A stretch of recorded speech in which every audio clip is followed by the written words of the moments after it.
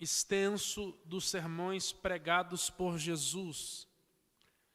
E nele, Jesus lança as bases, os princípios essenciais da vida cristã, os princípios que devem nortear a vida daqueles que querem ser discípulos de Cristo. E nesse sermão, que discorre do capítulo 5 ao 7, no Evangelho de Jesus segundo Mateus, Jesus vai falar dos diversos assuntos. Ele vai falar que nós somos sal da terra e luz do mundo. Jesus vai, neste sermão, falar sobre as bem-aventuranças. É nesse sermão também que Jesus vai ensinar o tão conhecido modelo de oração, chamado de oração dominical ou oração do Pai Nosso. Além de outros assuntos, como também falar a respeito da confiança, dizendo que devemos confiar em Deus que supre as nossas necessidades, e ainda Jesus vai dizer que aquele que tem Deus como a sua prioridade tem o suprimento das suas necessidades como um privilégio, porque aquele que busca primeiro o reino dos céus e a sua justiça vê suas necessidades sendo acrescentadas. E após pregar este sermão, Jesus ele desce do monte. Enquanto ele estava sendo celebrado pelas multidões, enquanto ele está sendo celebrado por conta da sua autoridade, inclusive o versículo 29 do capítulo 7 cita isso, porque Jesus ensinava como tendo autoridade, não como os escribas. Um homem se aproxima de Jesus e a Bíblia, em primeiro momento, já nos informa que ele era um leproso. Aquele homem está sofrendo de uma enfermidade que hoje tem tratamento, cura, está praticamente erradicada. Ele está sofrendo de uma enfermidade que para o tempo era uma sentença de morte. E a Bíblia não menciona quanto tempo exatamente aquele homem estava sofrendo. Mas o fato é que o sofrimento ia muito além de apenas uma enfermidade física que está se alastrando pela sua pele, provocando erosões, corroendo a sua carne, abrindo buracos por todo o seu corpo, gerando dor e sofrimento. O sofrimento dele vai muito além dessa enfermidade física. Porque, se tratando da cultura judaica, nós vamos ver em Levítico capítulo 13, do versículo 1 ao 46, que a lei de Moisés estabelece uma série de diretrizes quanto à doença da lepra. Assim que, não era nem uma certeza, assim que o indivíduo desconfiasse que estava sofrendo, ou de uma lepra, ou que houvesse alguma mancha em seu corpo ou ferida, ele deveria se apresentar ao sacerdote de imediato para ser examinado. E se constatasse que ele era leproso de fato, ele deveria ser considerado imundo e ele deveria se isolar completamente da sociedade. Então, quando nós falamos do sofrimento deste homem, nós estamos falando de algo que transcende apenas o sofrimento físico, porque por ser leproso, este homem teve que se afastar completamente do convívio familiar. Ele não podia mais se aproximar da sua esposa, não podia se aproximar dos seus filhos. Isso se de fato ele os tivesse. Ele deveria ser afastado do convívio social, do convívio com os parentes, com os pais. Ele deveria se afastar da sua profissão. Ele deveria se afastar do culto religioso. porque ele era considerado cerimonialmente impuro. Então, quando nós falamos desse homem leproso, nós falamos de um homem que não tinha mais o aconchego da esposa, não poderia ver os filhos crescer, não podia exercer a sua profissão, não poderia cultuar, não poderia sequer ir na sinagoga para sentar no último banco, para ouvir uma palavra, a leitura da palavra e a explicação, para que a sua alma fosse consolada através da palavra de Deus. Sem falar que culturalmente a lepra para os judeus é equiparada à morte. Então ter lepra para um judeu é como estar morto. Aquele homem era considerado por isso um morto-vivo. Tanto que a cura da lepra para o judeu era equivalente ao milagre de ressurreição.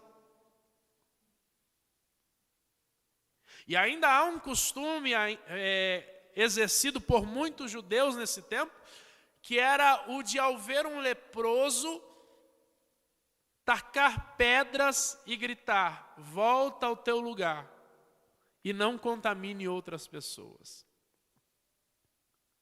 Só que este homem vai atrás do único que poderia resolver de fato o problema. O único que de fato poderia lhe trazer a vida novamente: Jesus. E ao se aproximar deste homem, ou aliás, este homem ao se aproximar de Jesus, vai tomar 3 atitudes que mudariam a sua vida por completo. E é elas que eu quero pontuar aqui essa noite rapidamente. As 3 atitudes que este homem toma, que são determinantes para que ele vivesse um grande milagre da parte de Deus. Em primeiro lugar, ele vai até Jesus. Se nós formos ler o versículo 2, a Bíblia diz que eis que veio um leproso. Ele se aproxima de Jesus. Agora, essa simples palavrinha, essa palavra veio, no grego, é a palavra erkomai. E a palavra erkomai significa achar um lugar. Quando a Bíblia diz que este homem se aproximou de Jesus, é mais do que se aproximar fisicamente de alguém. A Bíblia está dizendo que ele encontrou um lugar em Jesus. Ele encontrou um lugar em Cristo. Ele encontrou um lugar na pessoa de Jesus. Isso é de uma profundidade extraordinária, porque este homem não tinha mais um lugar à mesa com a sua família. Ele não tinha mais um lugar com a sua esposa. Ele não tinha mais um lugar entre os seus filhos. Ele não tinha lugar entre a sociedade. Ele não tinha lugar no meio profissional. Mas ele achou um lugar em Jesus. Ele não tinha nem mesmo um lugar na igreja da época, na sinagoga. Ele não era acolhido nem mesmo pelos obreiros, nem mesmo pelos irmãos, nem mesmo pelos seus iguais, mas em Jesus ele encontrou um lugar. Ele estava sofrendo, ele estava humilhado, ele estava abandonado, ele estava esquecido, mas em Jesus havia um lugar para ele. Independente do teu sofrimento, eu quero lhe dizer a você essa noite que há um lugar em Jesus para mim e para você. Talvez você possa ter sido abandonado e nem ter mesmo o olhar da sua mãe, do seu pai, dos seus filhos, dos seus amigos. Talvez você não tenha um lugar que você gostaria de ter, mas em Jesus há um lugar para nós. Talvez muitas pessoas não nos compreendem. Talvez teu pai não te compreende, tua mãe não te compreende, teus líderes não te compreendem. Talvez você fala com teu esposo e ele não te compreende em alguns momentos a tua dor. Talvez a tua esposa não te compreende, mas há um lugar em Jesus para nós. Tanto que o salmista no Salmo 32, verso 7 vai dizer: tu és o lugar que eu me escondo. Tu me preservas da angústia e tu me cinges de alegres cantos de livramento. É nele que nós podemos nos esconder. É nele que há um socorro. É nele que há um refúgio. esconderijo para nós.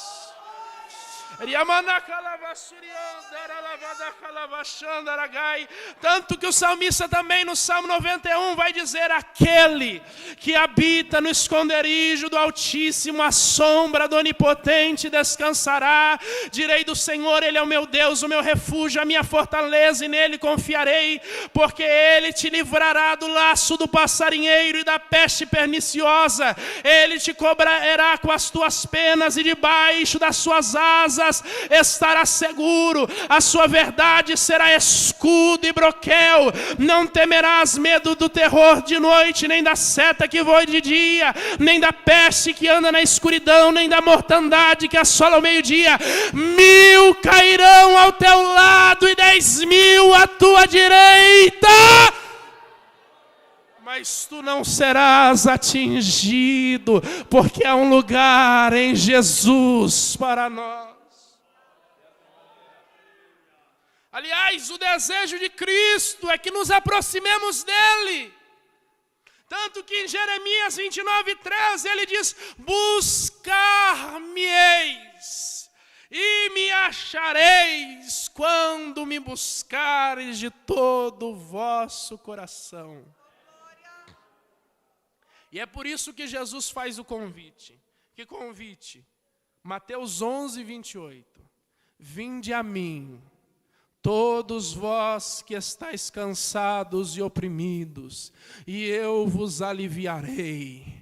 Tomai sobre vós o meu jugo e aprendei de mim, que sou manso e humilde de coração, e encontrareis descanso para as vossas almas, porque o meu jugo é suave e o meu fardo é leve. Sabe o que Jesus está dizendo? Corre para mim, porque se alguém aí não aguenta a tua dor, eu suporto. Pode despejar sobre mim, porque além de aguentar a sua dor, eu troco os fardos, eu tiro o que é teu e coloco o que é meu. Você entra sobrecarregado e sai aliviado.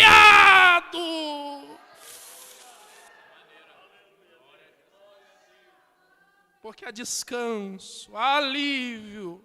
E essa palavra aliviarei significa literalmente dar descanso, reanimar.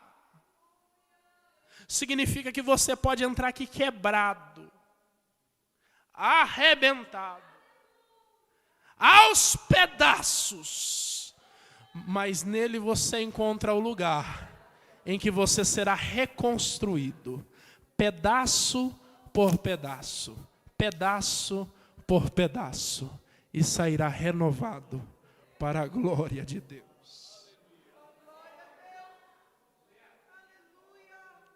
Segunda atitude, ele adora Jesus. A primeira atitude é que ele veio até Jesus. A segunda atitude é que ele adora Jesus. O versículo 2 segue: e eis que veio um leproso e o adorou. E a palavra adorou aqui no grego é proskuneo. E a palavra proskuneo significa cair de joelhos com a testa no chão, em sinal de profunda reverência.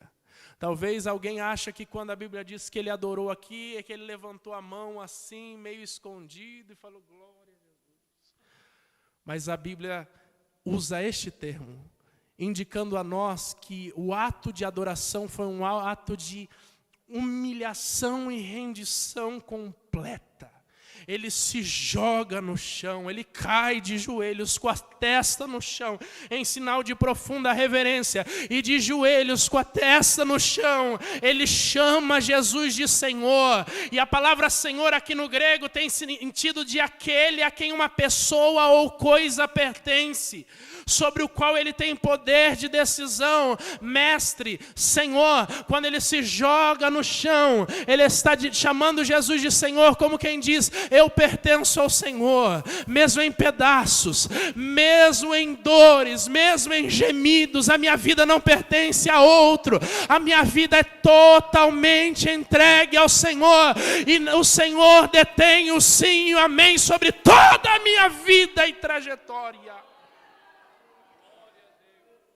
Ele adora ao Senhor. E adorar a Deus, meus irmãos, não que eu queira ensinar isso jamais longe de mim, mas apenas recordar trazer à memória, porque lembrar nunca é demais. É mais do que cantar canções bíblicas. Adorar a Deus é mais do que falar palavras bonitas. Adorar a Deus é mais do que ação correta. Adorar a Deus exige também a motivação correta.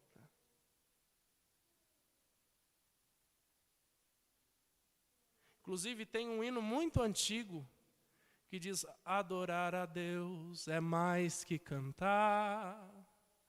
Adorar a Deus é mais que erguer as mãos. Não consiste em rituais ou tradições. Adorar a Deus é mais do que vãs repetições. É muito mais. É motivação. É motivação, aquilo que está no seu coração. Porque a gente pode vir aqui, fazer o escarcéu, levantar, pular, correr, jogar o banco para o alto, colocar na cabeça e sair pulando, se agarrar na pilastra, chorar de escorrer pelo nariz. Mas Deus vê o nosso coração. Deus vê o que está dentro de nós. Jeremias 17:10, eu, o Senhor, esquadrinho o coração e provo os rins, e isto para dar a cada um segundo os seus caminhos e segundo o fruto das suas ações. Deus quer de nós mais do que apenas estética. Deus quer de nós sinceridade, sem complicações. Sem complicações. Tanto que em João capítulo 4, Jesus vai entrar numa conversa com uma mulher em Samaria, próximo ao poço de Jacó. E aí aquele questionamento, mas aonde nós vamos adorar? Os samaritanos dizem que é no monte, os judeus em Jerusalém. Aí Jesus olha para ele, não, você entendeu errado. Está preocupado com a localização, e não é localização. A hora vem, e agora, em que os verdadeiros adoradores adorarão ao Pai, em espírito e em verdade, porque o Pai procura os tais que assim o adorem. Deus é espírito, e importa que os que o adorem em espírito e em verdade. A verdadeira adoração, ela é impulsionada pelo Espírito Santo de Deus. É o próprio Jesus quem diz que enviaria o Espírito, e o Espírito o glorificaria. Tem muita gente aí querendo e contando com a reação dos ouvintes, e até mesmo tentando provocar, mas aquele que tem o Espírito de Deus não precisa de provocação do locutor, porque aquele que tem o Espírito de Deus sente vontade de adorar a Deus, e adorar em espírito e em verdade, e adorar como pode, da forma que entende, com a mão levantada, com a mão abaixada, gritando, falando consigo, chorando, gemendo, mas adorando. Adorando em sinceridade. Isso é poderoso. Por quê? Porque este homem nos ensina a colocar a coisa certa no lugar certo. Porque tem gente que já fez de Deus catálogo de pedido. Antes de pedir qualquer coisa, ele vai entregar ao Senhor aquilo que ele tem. E muitos vêm dispostos a receber, mas não a entregar. E este homem entrega. Este homem não tem vergonha do que os outros vão pensar. Eu quero é chorar tudo que eu posso chorar. Eu quero entregar tudo que eu posso entregar. Eu quero gritar tudo que eu posso gritar. Eu quero levantar a mão tantas quantas vezes forem possíveis, mas para entregar tudo aquilo que eu posso, tudo aquilo que eu tenho, tudo aquilo que o meu fôlego permite, tudo aquilo que as minhas forças alcançam, porque o meu Deus é merecedor de toda a honra e de toda a glória. Este homem se aproxima. Ele acha em Jesus um lugar. E ele o adora. Ele o adora. E essa quebra de formalidade, porque ele adora Jesus depois da pregação, depois do culto. Sabe por quê? Porque a adoração não é momento, a adoração é estilo de vida. Isso significa dizer que se você acorda cantando, você está adorando. Quando você vai lavar a sua louça, quando você vai fazer os seus afazeres, quando você está a caminho do trabalho, quando você está limpando a casa, quando você está dobrando roupa, quando você está passando uma camisa para vir ao culto, e você está ali em espírito, louvando ao Senhor Jesus, é adoração, o culto começou ali. É por isso que tem gente que tem tanta facilidade de sentir a presença de Deus no coletivo, e tem gente que tem tanta dificuldade, porque o coletivo é o resultado do individual. Quem não adora em casa não vai sentir nada aqui, mas quem veio adorando de casa para cá, aqui vai receber o completo despejar da manifestação da glória de Deus, e aquele que já entrou cheio, ou sendo cheio pelo Espírito de Deus, sairá transbordando desta glória e desta alegria, porque Deus é uma fonte inesgotável a jorrar sobre nós. E por último, para nós encerrarmos, ele se aproxima, ele adora. E por último, ele disse... E o versículo 2, eis que veio um leproso e o adorou, dizendo. Essa é a terceira atitude que ele teve. A última ação que esse homem toma é dizer. Depois de se aproximar de Jesus, depois de adorá-lo, de forma simples e descomplicada, ele diz. É verbalizar o que ele precisava, em detalhes. Se o Senhor quiser, podes me tornar limpo. Em outras palavras, ele ora levando a Jesus a sua necessidade. E não é o que a Bíblia nos ensina? Filipenses capítulo 4, versículos 6 e 7. Não estejais inquietos por coisa alguma, antes as vossas petições sejam em tudo conhecidas diante de Deus pela oração e súplica com ação de graças. E a paz de Deus, que excede todo entendimento, guardará os vossos corações e os vossos pensamentos em Cristo Jesus. A Bíblia está ensinando, a gente se inquieta demais, a gente arranca os cabelos e a gente usa a oração como último recurso, quando na verdade ela deveria ser o primeiro. Quando tudo dá errado, quando já não tem mais opção para tentar, aí a gente corre para o joelho, aí a gente diz em detalhe, aí a gente fala até a raiz do problema, a cor do problema, a gente fala até a situação que está acontecendo, mas o apóstolo Paulo está nos ensinando, não estejam inquietos por nada, não arranquem os cabelos da cabeça antes de correr para o altar da oração, porque na medida que você entrega, Deus vai trocando a sua preocupação pela paz que Ele pode proporcionar.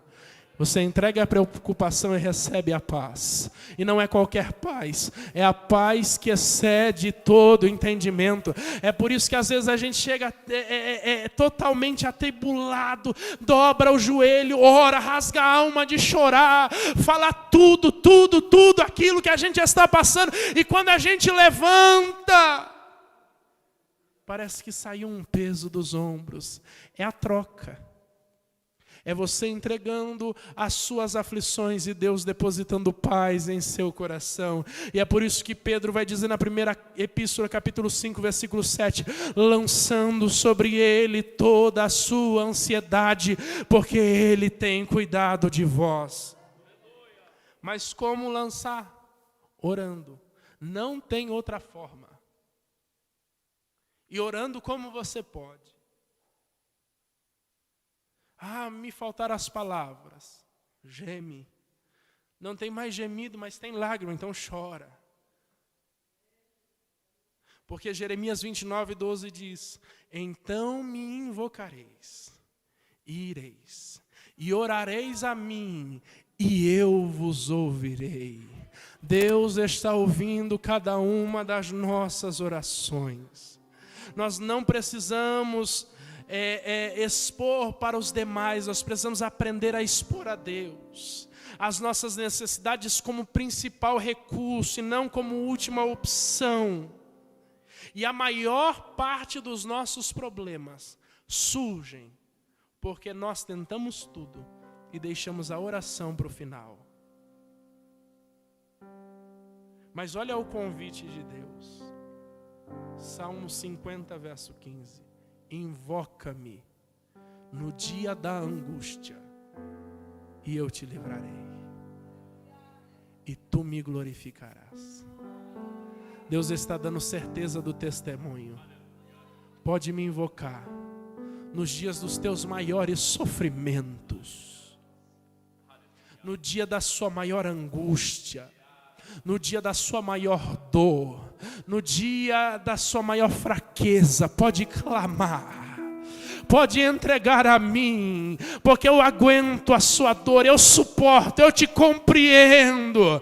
E pode ter certeza que haverá um testemunho, porque eu te livrarei.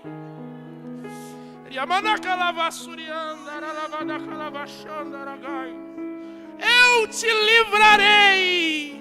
E tu me glorificarás.